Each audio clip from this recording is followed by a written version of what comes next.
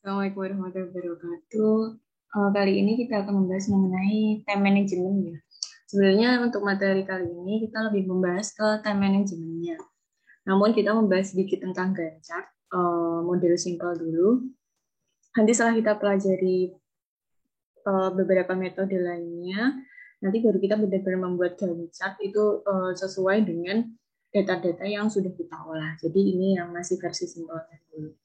Tidaknya kalian sudah mengenal dulu kayak gimana sih yang dimaksud dengan Gantt chart. Karena memang untuk di manajemen proyek ini paling sering itu membuat timeline menggunakan Gantt chart. Jadi langsung saja. Oke, untuk sub CPMK atau kemampuan Anda yang diharapkan, di sini mahasiswa mampu memahami perencanaan jadwal proyek dan merancang jadwal secara terintegrasi. Kemudian kriteria penilaian dan indikatornya, mahasiswa mampu menjelaskan fungsi perencanaan proyek, dan yang kedua adalah mampu membuat jadwal proyek dengan Gantt chart. Nah, ini kita masuk ke time management dulu atau manajemen waktu. Jadi di sini sering dikatakan bahwa manajer proyek yang baik itu harus bersedia bekerja selama 60 hingga 80 jam selama seminggu untuk menyelesaikan pekerjaan. Nah, kalau normalnya kan misal sehari itu orang katanya kalau bekerja itu selama 8 jam ya. 8 jam misal dikali 5 hari aja itu 40 menit gitu. Nah, kalau misalnya kadang ada yang bekerja sampai Sabtu, 8 dikali 6 hari gitu, minggunya libur, itu aja cuma sekitar 48 jam, gitu, nggak sampai 50 jam. Nah, di sini seorang manajer proyek itu harus bersedia bekerja selama 60 hingga 80 jam. Nah, ini bisa aja benar gitu. Kalau misalnya dia itu terus-terusan memadamkan api, dan yang dimaksud memadamkan api di sini adalah maksudnya itu ketika banyak problem atau masalah yang harus dia selesaikan dengan cepat. Jadi selalu ada concern atau selalu ada masalah terus ketika di project. Atau jika ada kendala anggaran sehingga tidak bisa menambah staff, ada typo. Kemudian bagaimanapun alasannya itu semua adalah hasil dari manajemen waktu yang tidak efektif. Jadi apapun alasannya itu bisa saja itu dari hasil time management yang tidak efektif gitu. Misal yang dimaksud ini memadamkan LP ini karena mungkin pengiriman material terlambat, itu kan berarti ada kaitannya dengan manajemen waktu juga. Kemudian di sini contoh utamanya aliran dokumen yang berkelanjutan. Ini misalnya kayak terkait birokrasi gitu. Kadang kan di sini memang misal ketika kita mau meminta pengiriman material itu harus tanda tangan leadernya dulu, harus tanda tangan mandernya dulu gitu ya. Terus habis itu baru minta tanda tangan SPV-nya dulu, kemudian harus minta tanda tangan dari manajernya dulu lah. Mungkin itu yang membuat waktunya itu lebih lama. Kemudian pertemuan yang tidak perlu, ya biasanya ada meeting-meeting yang mungkin di luar konteks dari proyek atau pertemuan apa. Kemudian panggilan telepon yang tidak perlu. Nah, ini biasanya kalau di dalam bekerja itu kan dituntut profesionalitas gitu ya. Jadi ketika bekerja itu jangan sampai misal telepon-teleponan sama keluarganya ketika nggak benar-benar penting gitu. Atau misal WhatsApp-an gitu dengan grup yang nggak berkaitan dengan pekerjaan. Nah, itu contoh time management yang tidak efektif. Kemudian bertindak sebagai pemandu wisata bagi pengunjung. Nah, biasanya kalau di project itu tuh sering ada kunjungan-kunjungan gitu. Apalagi misal project kayak yang terkait daerah, pembangunan daerah gitu ya, mesti kadang bupatinya yang datang atau siapa petinggi-petinggi yang datang gitu. Nah, ini ketika si manajer project, ketika si project manager ini jadi guide-nya, istilahnya harus menyambut dan lain sebagainya, itu kan termasuk wasting time ya kalau menurut dia gitu. Jadi mungkin bisa didelegasikan oleh siapa atau mungkin ada manajernya yang bisa menemani, kan biasanya lebih yang tinggi ya kalau yang menemani petingginya gitu atau siapanya gitu. Nah, kemudian agar efektif manajer proyek harus menetapkan aturan manajemen waktu dan kemudian bertanya kepada dirinya sendiri dengan 4 pertanyaan sebagai berikut. Kalau yang pertama, di sini apa yang saya lakukan yang tidak perlu saya lakukan sama sekali. Jadi diidentifikasi nih, apa sih yang sebenarnya tuh nggak perlu saya lakukan sama sekali gitu. Misal kadang buka IG ketika bekerja gitu. Itu kan kadang kalau udah keasikan nyekrol gitu kan agak lama ya waktunya, jadi menghabiskan waktu itu bisa ditaruh di list gitu. Nah, nanti harusnya ini saya nggak melakukan ini gitu. Terus kemudian apa yang saya lakukan yang dapat dilakukan lebih baik oleh orang lain. Nah, ini bisa didelegasikan. Kalau misalnya ada suatu tugas atau task yang mungkin di dalam tim kita itu tuh ada yang bisa menanganinya lebih baik gitu. Misal terkait budgeting gitu.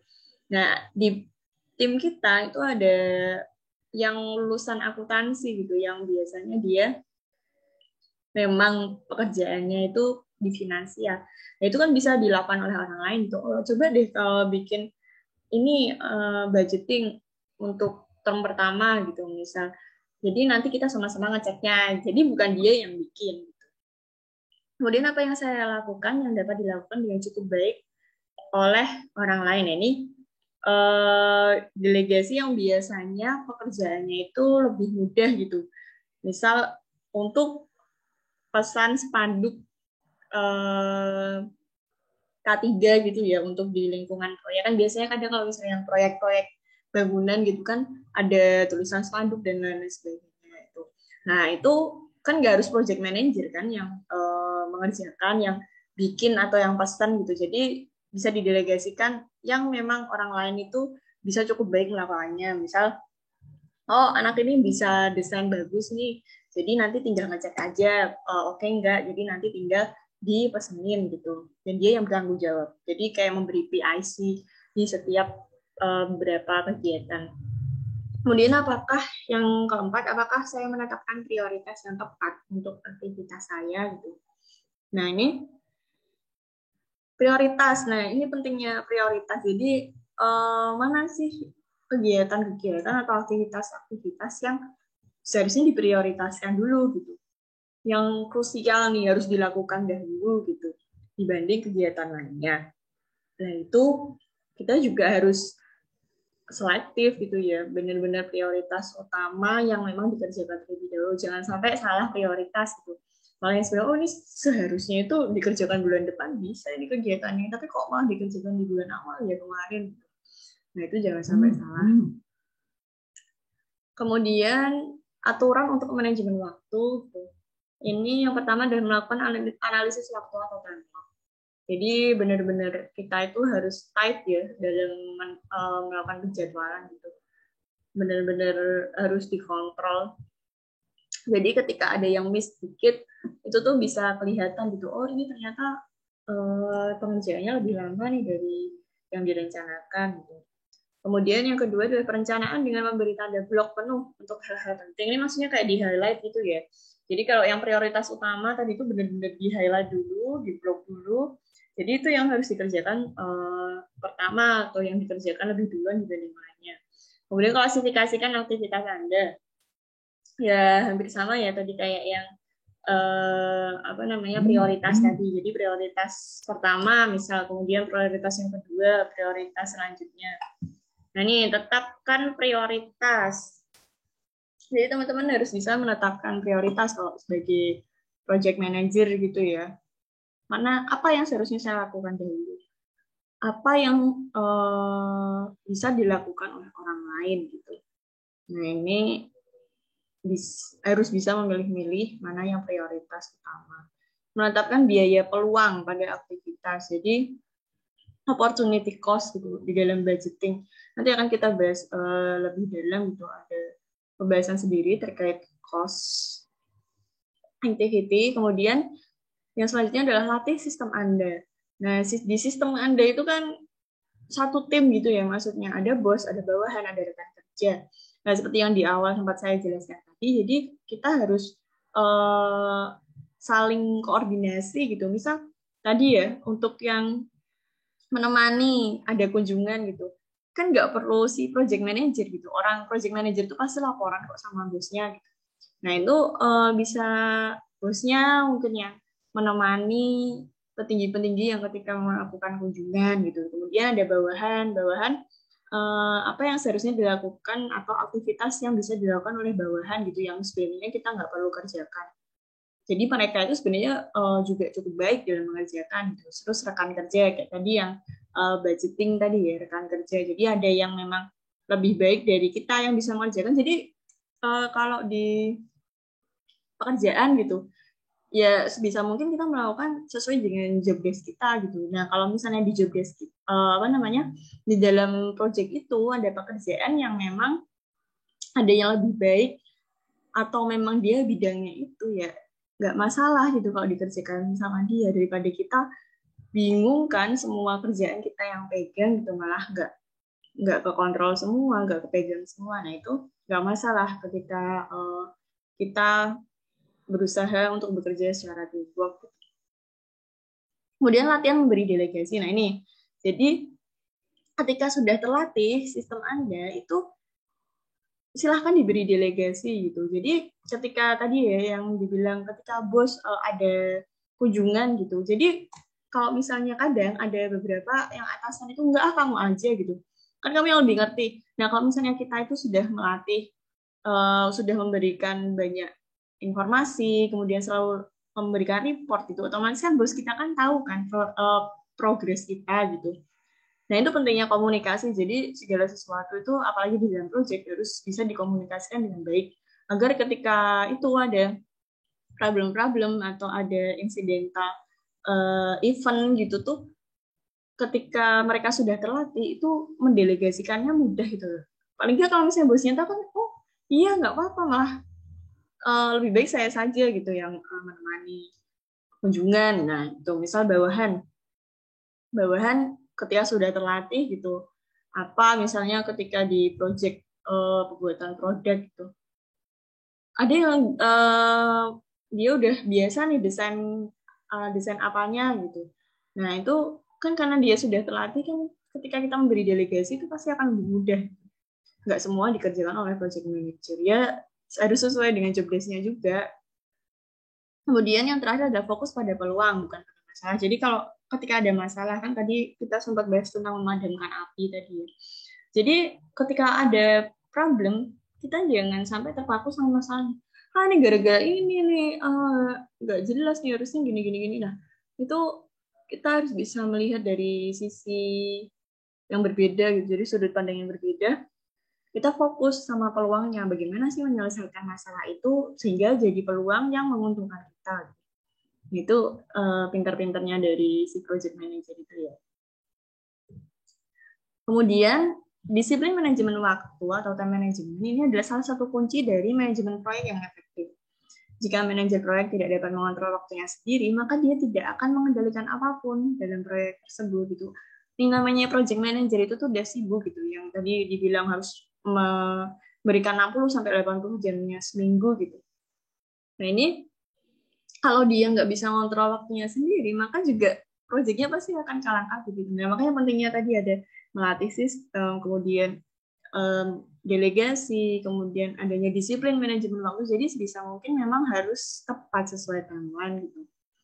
Waktu adalah sumber daya yang ketika hilang atau salah tempat akan hilang selamanya. Ya iya kan waktu kan nggak bisa kembali gitu. Makanya kita ketika berada di proyek itu memang harus hati-hati dalam memanfaatkan waktu, benar-benar jangan sampai meleset jauh gitu. Bagi manajer proyek, waktu lebih merupakan kendala karena memang dia yang dikejar-kejar ya. Dan prinsip-prinsip manajemen waktu yang efektif harus digunakan untuk menjadikannya sebagai sumber daya. Nah, ini makanya menjadikan problem itu sebagai opportunity atau peluang. Kemudian sebagian besar eksekutif lebih memilih untuk mengurangi staf proyek dengan keyakinan yang salah gitu bahwa manajer proyek akan menanggung beban kerja tambahan. Nah, ini kadang ada beberapa yang mungkin pemikiran bos-bosnya udah di-cut aja ini karyawan yang ngerjain ini, kan si project manager bisa ngerjain. Tapi kan project manager itu memang tugasnya sudah berat gitu, tugasnya udah macam-macam. Kenapa masih dikasih beban untuk pekerjaan? Mungkin dipikirnya itu untuk mengurangi cost atau biaya. Nah, manajer proyek itu sudah sangat terbebani dengan rapat, persiapan laporan, komunikasi internal dan eksternal, resolusi konflik, dan perencanaan ulang untuk krisis gitu. Tapi sebagian besar manajer proyek entah bagaimana gitu bisa memanipulasi waktu mereka untuk menyelesaikan pekerjaan. Personil yang berpengalaman segera belajar mendelegasikan tugas dan menerapkan prinsip-prinsip manajemen waktu yang efektif. Nah ini tadi ya kalau disebut bekerja selama 80 sampai 90 jam gitu. Sorry, 60 sampai 80 jam gitu. Nah, itu entah di lapangannya itu gimana caranya tuh mereka bisa gitu bekerja sesuai dengan waktunya, sesuai dengan timeline-nya itu karena pinter-pinternya mereka dengan pengalaman mereka. Jadi gimana mendelegasikan tugas, kemudian menerapkan prinsip-prinsip manajemen waktu yang efektif, disiplin ya, harus memang kuncinya adalah disiplin. Dan di sini ada matriks waktu gitu. Jadi dari yang urgent sampai not urgent, kemudian ada yang not important sampai important. Ini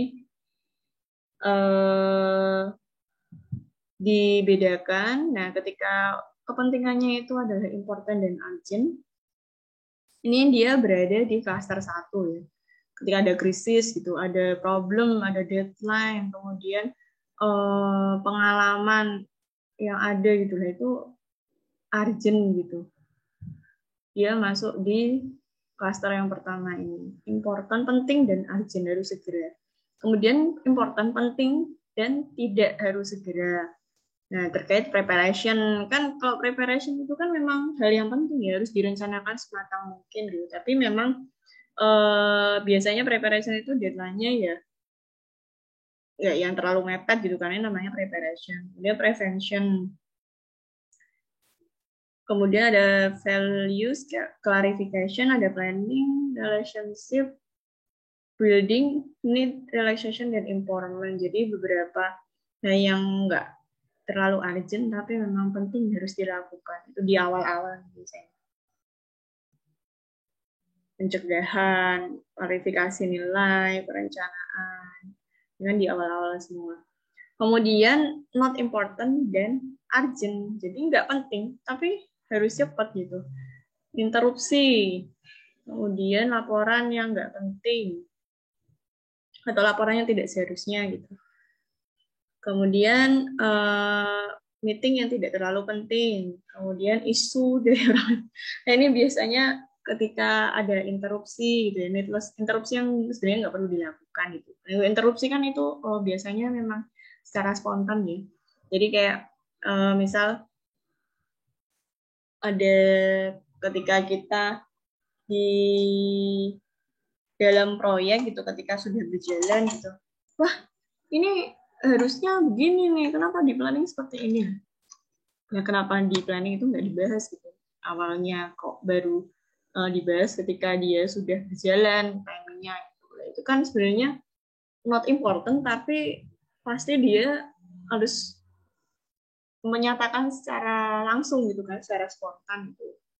Nah kayak gitu. Kemudian unnecessary reports itu lebih kepada laporan-laporan yang kadang nggak terlalu penting gitu, tapi harus segera diatasi gitu. Misal ada, Pak itu untuk karyawan yang itu atau staff yang itu dia harusnya mengerjakannya tuh ini Pak, tapi kenapa malah saya ya yang mengerjakan pekerjaannya? Nah, itu kan sebenarnya hal-hal yang sebenarnya tidak seharusnya akan dilakukan oleh karyawan gitu, tapi harus ditangani secara urgent karena untuk mengejar timeline atau deadline-nya tadi dan lain sebagainya. Kemudian not urgent dan not important gitu. Nggak penting dan nggak terlalu urgent gitu. Trivia atau busy work. Kemudian some phone calls, time wasters, escape activities, irrelevant email, dan excessive TV. Nah ini biasanya nih ada TV gitu kan di project, di area project itu sebenarnya nggak penting ya. Kemudian email yang masuk tapi nggak berkaitan sama project kita. Kemudian ada aktivitas melarikan diri gitu. Kadang kan ada kalau pas lagi stres itu aduh nongki. Jadi makan siang sambil nongki gitu. Itu kan kadang waktunya berlebih gitu. Itu sebenarnya tidak terlalu penting dan tidak terlalu urgent gitu. Kan bisa nanti ketika pulang aja kita nanti nongkrongnya gitu. Dan lain sebagainya nih kayak perjalanan kadang kan ini harus rapat di mana gitu, tapi kamu harus datang gitu. Jadi kamu harus harus benar-benar di sini posisinya gitu. Padahal sebenarnya ada orang yang bisa didelegasi, ada orang yang bisa lah didelegasikan gitu untuk melakukan ikut rapat itu. Ini ada beberapa contoh untuk time matrix untuk prioritas. Jadi biasanya mereka itu kayak bikin klasifikasi gitu. Mana yang tasknya atau kegiatannya yang important dan urgent gitu. Mana yang tasknya important dan non urgent itu harus diklasifikasikan agar kita bisa tahu, oh ini prioritas pertama, oh ini prioritas kedua, ini prioritas ketiga, ini prioritas keempat gitu. Jadi kita bisa tahu prioritasnya. Nah, seperti ini ya prioritas gitu. Kalau kalian memprioritaskan hal-hal kecil, ini istilahnya pasir gitu ya, jarnya atau isinya ini dari wadah ini tuh ada pasir dan batu gitu. Nah, kalau kalian prioritasnya adalah yang kecil-kecil atau pasir ini, kemudian baru melakukan prioritas-prioritas yang besar, ini yang disimbolkan dengan batu, ya otomatis nggak akan kekejar gitu kalau misalnya kalian menyelesaikan hal yang kecil dulu. Jadi ketika prioritas, kalian udah memprioritaskan hal-hal yang besar dulu gitu dilakukan. Oke, tahapan pertama, tahapan kedua, tahapan ketiga, 4, 5, 6, 7, dan seterusnya. Baru kita prioritaskan yang hal-hal kecilnya ini. Nah, jadi kan masuk semua kan. Jadi kekejar semua gitu. Kemudian project time management. Nah, ini berdasarkan PMBOK ya. Kemarin kan kita pernah bahas tentang PMBOK itu. Ini ada project time management. Jadi manajemen waktu di dalam proyek. Yang pertama ada activity definition, yang kedua activity sequencing, yang ketiga ada activity duration estimating, yang keempat ada schedule development, dan kelima adalah schedule control. Nah, ini selanjutnya kita bahas. Jadi yang pertama ini ada activity definition atau definisi aktivitas. Ini maksudnya adalah mengidentifikasi aktivitas spesifik yang harus dilakukan untuk menghasilkan proyek. Maksudnya hasil proyeknya itu tuh kita gimana caranya atau aktivitas apa yang dilakukan untuk menuju hasil proyek yang bagus. Kemudian urutan aktivitas atau activity sequencing di sini mengidentifikasi dan mendokumentasikan hubungan logis interaktivitas. Jadi urutan aktivitasnya gitu ya, udah diidentifikasi kan tadi aktivitasnya, kemudian baru kita cari gitu hubungannya itu antar aktivitas itu gimana. Oh ini dulu yang dikerjakan baru ini. Oh ini bisa dikerjakan bareng-bareng sama ini. Kemudian yang ketiga adalah perkiraan durasi aktivitas atau activity duration estimating. Maksudnya apa? Jadi memperkirakan jumlah periode kerja yang akan dibutuhkan. Nah ini bagaimana? Jadi menurut penilaian ahli gitu, perkiraan analog durasi berdasarkan kuantitatif. Ya kuantitatif itu kan berarti harus ada angkanya kan, namanya juga durasi. Jadi kita bagaimana memperkirakan durasi itu? Oh biasanya kalau masang pondasi gitu ya, dengan ukuran sekian kali sekian meter itu biasanya membutuhkan waktu berapa minggu gitu atau berapa bulan. Nah itu kan berdasarkan penilaian ahli gitu, perkiraan. Oh ternyata 2 bulan dibutuhkannya. Berarti untuk tahap ini kita durasinya 2 bulan dan seterusnya. Kemudian yang keempat adalah jadwal pengembangan atau schedule development. Maksudnya apa? Itu adalah menentukan tanggal mulai dan selesai untuk proyek kegiatan. Nah itu bagaimana? Ini bisa dilakukan dengan perangkat lunak manajemen proyek. Nah, ini macam-macam ya. Nanti juga ada sebenarnya. Tapi perangkat lunak manajemen proyek ini adalah software. Nah itu kita bisa pakai software itu berupa Excel atau bisa manajemen bisa menggunakan aplikasi Office, Microsoft Project itu juga ada. Kemudian ada beberapa software online juga yang bisa kalian cari itu. Nah, itu juga banyak sekarang. Nah, itu kita bisa menggunakan perangkat lunak atau software manajemen proyek. Kemudian yang kelima ini adalah kontrol jadwal atau schedule control. Nah, di sini proses ini mempengaruhi faktor-faktor yang membuat perubahan jadwal, menentukan bahwa perubahan jadwal telah terjadi dan mengelola perubahan jadwal proyek. Nah, kan setelah dibikinkan schedule-nya atau jadwalnya, nah itu baru dikontrol. Apakah nanti ada perubahan gitu? Ternyata proyeknya lebih cepat untuk yang batch pertama ini atau milestone yang pertama. Jadi kita adjust lagi. Oh berarti yang milestone yang kedua kita ajukan gitu. Jadi bisa di-adjust atau dibuat perubahan. Nah, ini ada form Sorry, ada salah terus form ya. Ini ada form to do, apa yang harus dilakukan gitu. Manajer proyek atau sekretaris menyiapkan daftar hal-hal yang harus dilakukan. Manajer proyek kemudian memutuskan aktivitas mana yang harus dia lakukan sendiri dan menetapkan prioritasnya sesuai. Nah ini, kalau ada yang bisa didelegasikan, ya didelegasikan itu. Atau kalau mana yang harus dia lakukan sendiri, itu yang harus dilakukan sendiri. Berarti dia harus bisa ngelis aktivitas di sini. Prioritasnya di mana? Mau bisa prioritasnya harus saya. Oh, ini bisa delegasi. Ini prioritas pertama. Startnya berkapan, kemudian apakah lagi proses atau sudah complete. Nah, kalau udah, kita menuju ke form berikutnya. Ada form daily calendar log. Nah, ini adalah kegiatan dengan prioritas tertinggi. Kemudian ditransfer ke daily calendar log. Jadi kalau yang tadi itu lebih ke aktivitasnya dan prioritasnya, maka dari prioritas yang sudah kita temukan, kita ubah menjadi daily-nya, hariannya. Manajer proyek menugaskan kegiatan ini ke blok waktu yang sesuai berdasarkan siklus energinya sendiri. Blok waktu yang tidak terisi kemudian digunakan untuk krisis yang tidak terduga atau untuk kegiatan dengan prioritas yang berbeda. Misal, prioritas pertama aktivitasnya apa tadi? Itu bisa dikerjakan dari jam 8 sampai jam 12 misal. Yang priority pertama tadi. Jadi ketika setelah istirahat itu dia bisa melakukan yang lain atau priority yang lain. Atau ternyata ketika planningnya itu untuk aktivitas priority pertama yang seharusnya dijadwalkan dari jam 8 sampai jam 12, ternyata bisa selesai di jam 11. Berarti untuk sisa waktunya kita mau ngapain, apa yang harus saya lakukan gitu. Atau menyelesaikan prioritas yang kedua, atau mau menyelesaikan concern yang sebelumnya dia tahu gitu. Nah, ini bisa dikontrol dengan form daily calendar log. Ini ada beberapa teknik untuk time management yang efektif atau manajemen waktu yang efektif. Nah, di sini ada beberapa teknik yang dapat dipraktekkan oleh manajer proyek untuk memanfaatkan waktu. Yang pertama ada delegasikan. Nah, ini kita beberapa kali mengulang ini. Kemudian yang kedua ada ikuti jadwal. Kita harus disiplin. Kemudian putuskan dengan cepat. Nah, kalau ada problem-problem gitu ya, tentukan siapa yang harus hadir. Kalau misalnya ada yang bisa didelegasikan, ya sudah didelegasikan saja gitu.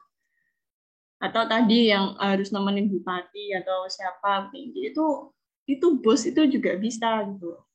Bos aja yang hadir gitu. Project manager nggak usah. Nah, itu bisa menentukan siapa yang harus hadir. Kemudian belajar untuk mengatakan tidak. Nah, kalau misalnya project manager itu berarti kalian harus tegas gitu ya. Kalau misalnya memang kalian tidak bisa, ya bilang tidak bisa. Jangan bilang yang, oh oke, bisa. Tapi nanti nyatanya mundur timeline-nya. Gitu. Mulai dari sekarang, jangan menunda-nunda. Jadi kalau misalnya bisa dilakukan sekarang, ya dilakukan sekarang. Gitu. Kerjakan bagian yang sulit terlebih dahulu, ini prioritas. Hindari memo yang tidak berguna, tadi mungkin report-report yang nggak perlu tadi ya. Menolak melakukan hal yang tidak penting. Lihat ke depan, keep moving forward. Kemudian tanyakan apakah perjalanan ini perlu. Nah, misalnya kalau dia ada tugas untuk perjalanan kemana, gitu. Kalau misalnya nggak perlu atau bisa didelegasikan orang lain, kenapa enggak? Gitu. Ketahui siklus energi Anda. Makanya pakai ini tadi ya, daily calendar log. Jadi bisa mengetahui siklus dari energi si project manager. Kemudian kita masuk ke teknik penjadwalan yang gancap tadi. Manajemen terus mencari teknik kontrol baru dan lebih baik untuk mengatasi kompleksitas, kumpulan data, dan deadline ketat yang merupakan karakteristik industri kompetitif. Manajer juga menginginkan metode yang lebih baik untuk menyajikan data teknis dan biaya kepada pelanggan. Jadi, selama ada perubahan atau upgrade untuk software atau dan lain sebagainya, atau metode-metode, kalau misalnya bisa lebih bagus, itu lebih cepat dipakai, ya pasti akan pengennya juga pakai yang seperti itu ya, yang lebih cepat, yang lebih akurat. Nah, di sini ada beberapa teknik penjadwalan. Teknik penjadwalan membantu mencapai tujuan. Ini ya, tujuan yang ini. Kemudian teknik yang paling umum adalah yang pertama adalah Gantt atau bar chart. Nah, ini yang akan kita bahas, Gantt chart atau bar chart. Kemudian ada milestone chart, ada line of balance, ada network atau jaringan. Kemudian program evaluation and review technique atau PRT yang sering kita bahas nanti. Oral Diagram Method atau EDM, sometimes called the Critical Path Method atau CPM. Nah, ini biasanya per CPM. Kalau dipelajari ada Precedence Diagram Method atau PDM, Graphical Evaluation and Review Technique GRT. Nah, ini tidak semua ya. Tekniknya ini akan kita pelajari semua gitu. Sorry. Nanti akan ada beberapa yang saya highlight gitu. Jadi ada Gantt chart, ini milestone ini jadi satu aja sama Gantt chart. Jadi paling nggak kalian tahu gitu. Kemudian ada network kita akan pelajari, ada PRT, CPM, sama PDM. PDM ini biasanya jadi satu juga sama Gantt chart atau PRT. Jadi kita belajarnya barengan langsung. Nah ini yang kalau GRT ini kita nggak pelajari di sini. Jadi kalau misalnya kalian tertarik atau pengen belajar ya silahkan bisa dipelajari sendiri. Jadi hanya beberapa teknik yang akan dibahas untuk di mata kuliah ini. Kemudian di sini ada histori atau sejarah munculnya Gantt chart itu gimana sih? Jadi yang pertama, Gantt chart ini yang pertama dibuat pada pertengahan tahun 1890-an oleh Karol Adamicki, insinyur Polandia yang mengelola pabrik baja di Polandia Selatan. Nah, dia itu menjadi tertarik pada ide dan teknik manajemen. Kemudian sekitar 15 tahun setelah Adamicki, ada Henry Gantt, seorang insinyur Amerika dan konsultan manajemen proyek. Dia merancang versinya sendiri dari badan.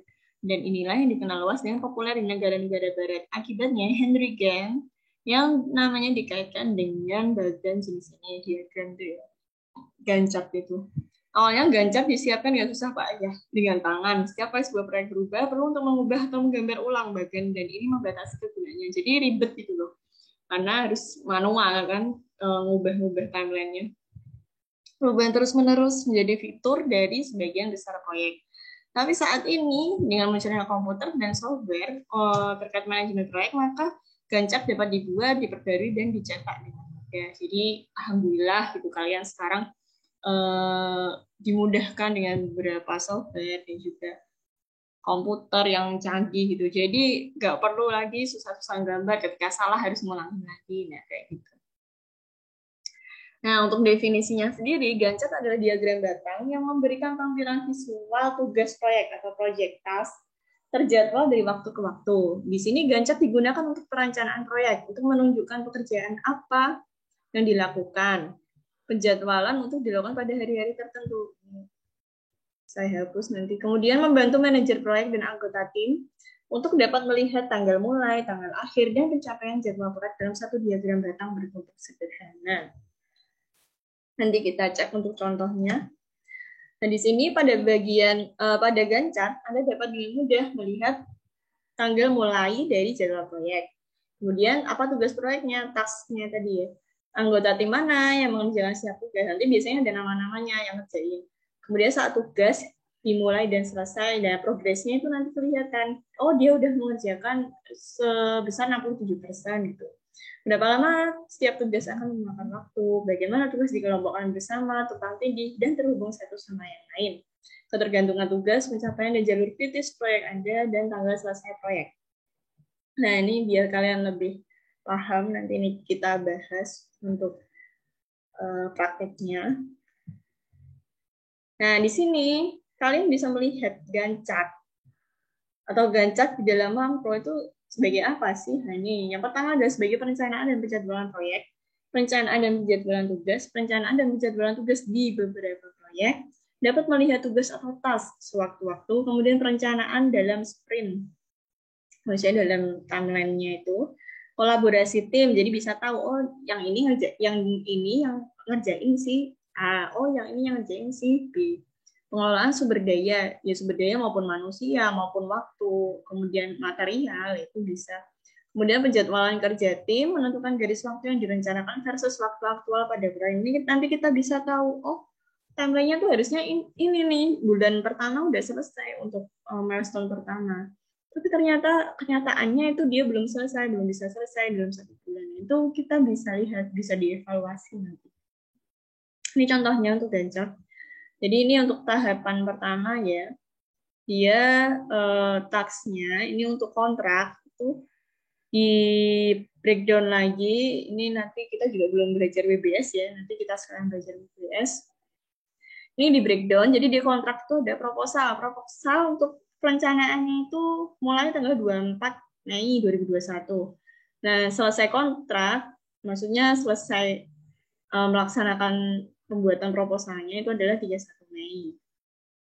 Nah, ini yang bertanggung jawab adalah si Amy Strickland atau dan Daryl Mathers.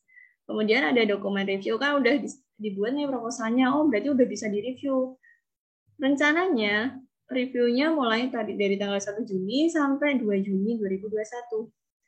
Oke, proposal atau dokumen selesai direview oleh Ivan Becker. Setelah itu ada bid date.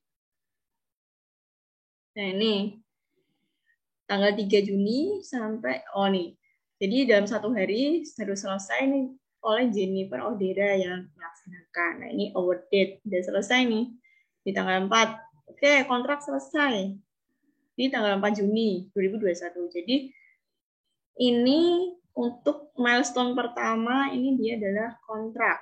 Menyelesaikan kontrak. Di kontrak itu tas-tasnya ada macam-macam, di breakdown lagi, ada proposal, dokumen review, bid date.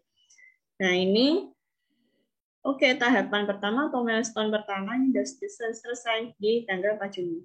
Kita lanjut ke milestone kedua, yaitu tahapan desain. Tahapan desain di breakdown lagi untuk tugas-tugasnya. Ada feasibility study, ada izin, kemudian menyelesaikan desainnya, memulai desain, kemudian menyelesaikan desainnya. Nah, ini siapa yang bertanggung jawab gitu. Nah, ini mulai tanggal berapa sampai berapa. Kalau yang feasibility study itu dari tanggal 7 Juni sampai 10 Juni.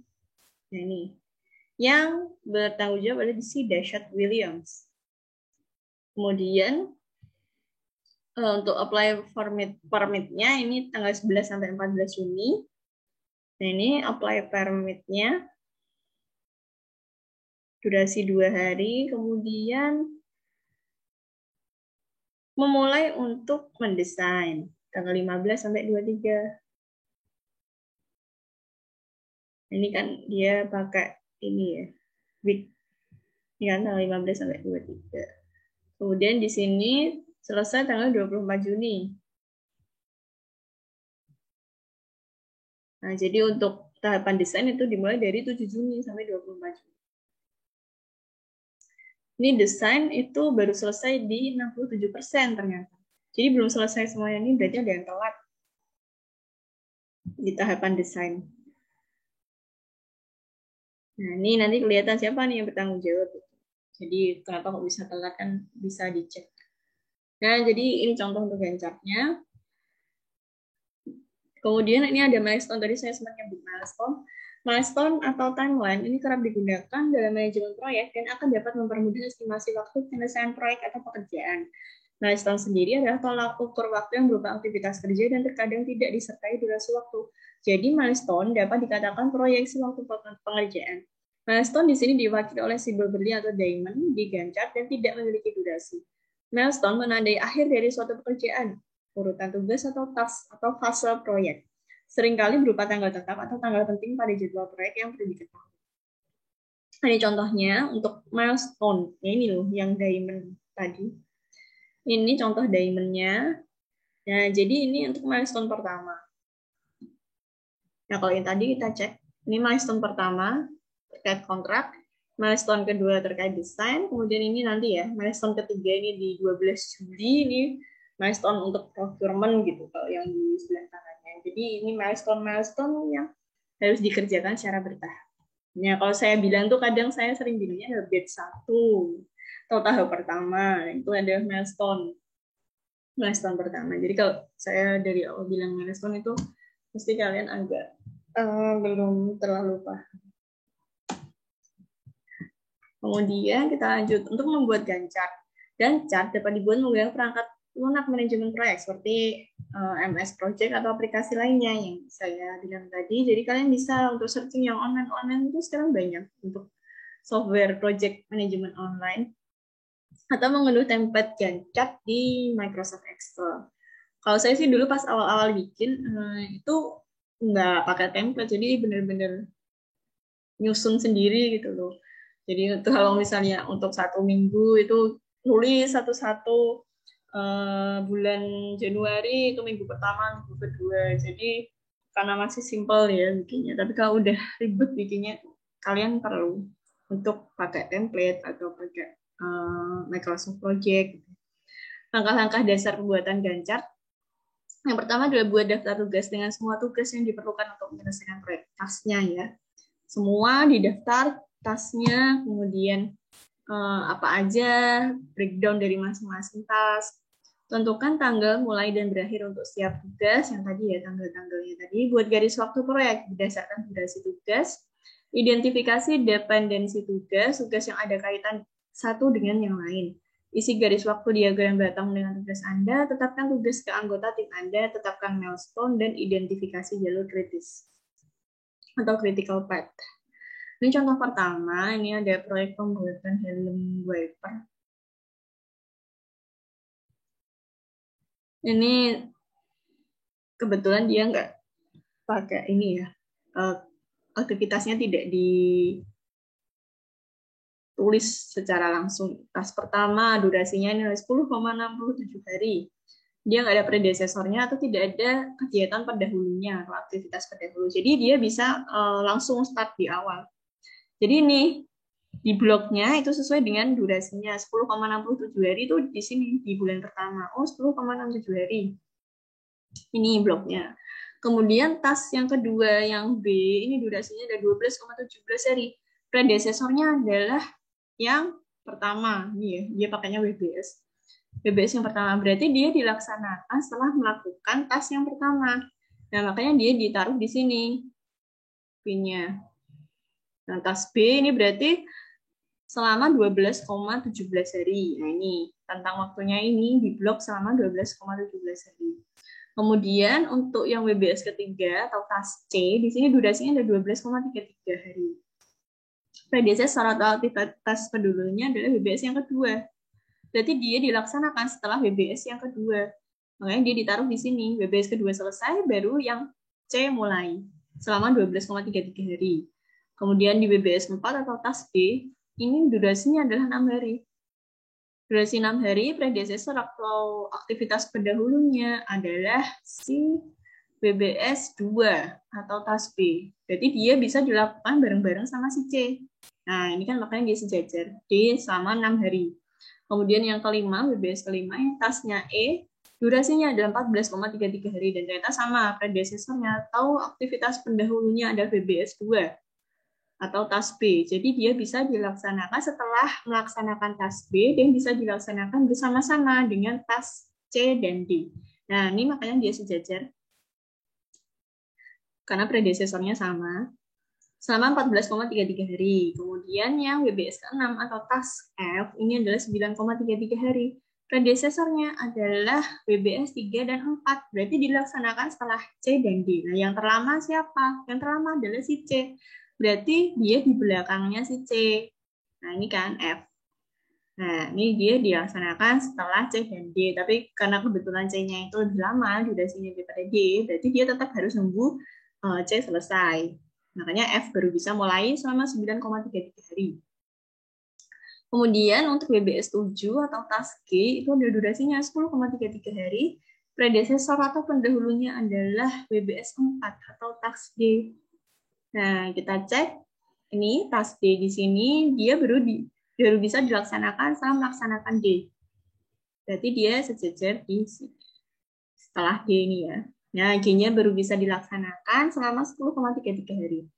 Nah, kalau yang H atau WBS 8, ini durasinya ada 7,83 hari, dan predesesornya ada 5 dengan 7. WBS 5 sama 7, E dan G. Maka kita cek yang paling lama nih, selesai yang mana? Ternyata adalah yang E. Berarti dia dilaksanakan setelah E, di belakangnya E kan. Nah, ini. Berarti si H dilaksanakan setelah 5 dan 7. Nah, sing kurang revisi ya.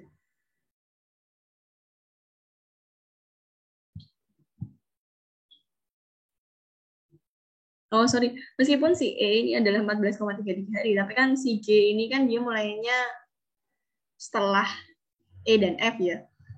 Jadi memang dia tetap kita lihat mana yang selesainya yang terakhir itu baru bisa dimulai. Nah, ini ternyata yang G ini yang terakhir. Nah, ini makanya H di belakang si G. Jadi harus menyelesaikan E sama G dulu, baru bisa melaksanakan H selama 7,83 hari. Jadi ini untuk yang langsung jujuknya istilahnya.